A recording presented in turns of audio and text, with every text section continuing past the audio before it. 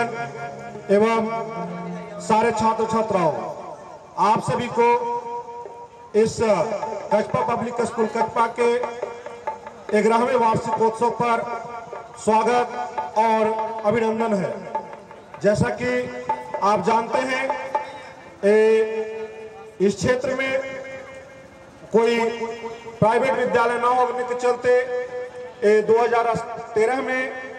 मैंने कचपा public school कचपा का स्थापना किया था और तब से लेकर आज तक सफलतापूर्वक 11वें वर्ष में हम प्रवेश करने जा रहे हैं और इसी के अवसर पर और गणतंत्र दिवस के अवसर पर ये वार्षिकोत्सव कार्यक्रम रखा गया है। तो इस वार्षिकोत्सव कार्यक्रम में आप सभी आगंतुक अतिथियों और साथ ही साथ कचपा पब्लिक स्कूल के सहयोगियों के बहुत बहुत धन्यवाद कि आप यहाँ पर आए, उपस्थित होकर इस कार्यक्रम को सफल बना रहे हैं। तो जैसा कि आप जानते हैं, हम इस वर्ष कल 74वें गणतंत्र दिवस समारोह हम लोगों ने आयोजित किया। हमारे देश ने 74वां स्वतंत्र दिवस मनाया और जैसा कि जानते हैं, हमारा देश 15 अगस्त 1947 ईस्वी को आजाद हुआ और उसके बाद हम 26 जनवरी 1950 ईस्वी को हमारे देश में संविधान लागू हुआ और तब से हमारे देश में लगातार सफलतापूर्वक हमारा संविधान संचालित हो रहा है। इसके लिए हम सभी देशवासियों के साथ साथ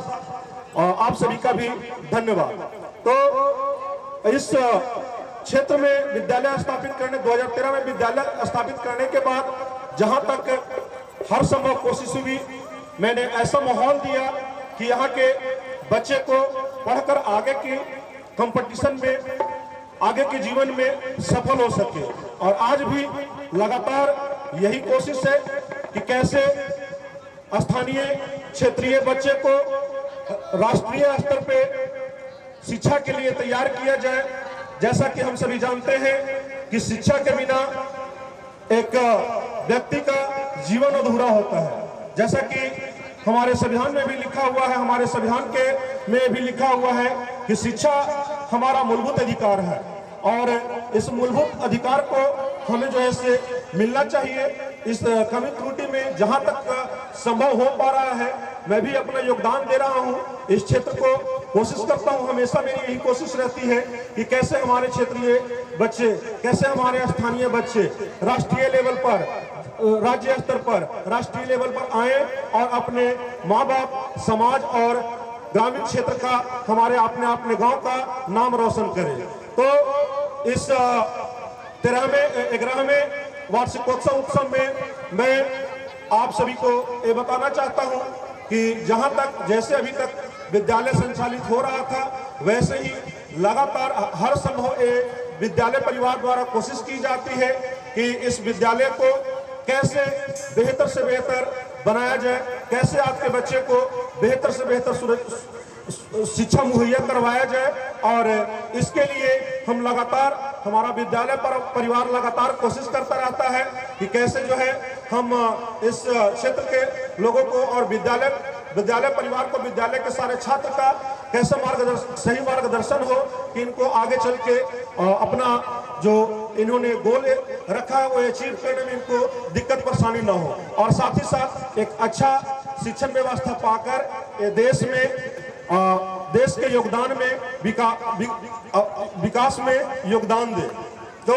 बोलने के लिए बहुत सारी बातें हैं और जैसा कि हम जानते हैं कि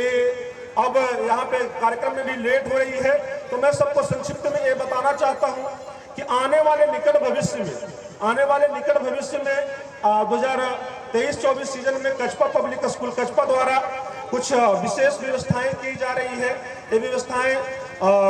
आपका अप्रैल मई में जो है से आपको धरातल पर दिखेगी। जैसा कि आप सभी को पता है कि यहाँ पे शिक्षण के लिए, शिक्षण के साथ साथ तकनीकी जानकारी के लिए यहाँ पे कंप्यूटर लैब की व्यवस्था है। अगले मार्च तक ये व्यवस्था की जा रही है कि यहाँ पे स्मार्ट क्लास की व्यवस्था हो, बच्चों के लिए, छोटे छोटे बच्चों के लिए प्ले स्कूल की व्यवस्था हो। ताकि क्या है, अभी नई शिक्षा नीति की हम बात करते हैं, नई शिक्षा नीति में ऐसा प्रावधान किया गया है कि नई शिक्षा नीति में 3 साल से बच्चे को शिक्षण करवाना है। तो शिक्षण करवाना है इसका मतलब ये नहीं कि विद्यालय में किताब कॉपी पकड़ा देना है। यहाँ पे ऐसे खिलौने के माध्यम से और तकनीक के माध्यम से बच्चे को पढ़ाने के लिए एक कचपा पब्लिक स्कूल कचपा द्वारा अप्रैल के माह में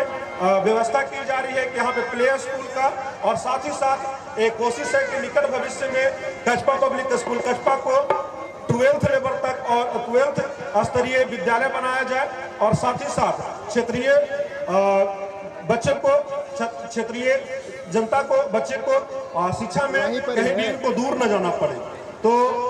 अभी मैंने आपको कचपा पब्लिक स्कूल कचपा के भविष्य के बारे में बताया, भविष्य के बारे में बताया कि मैं ऐसा कोशिश कर रहा हूँ कि एक प्ले स्कूल साथ ही साथ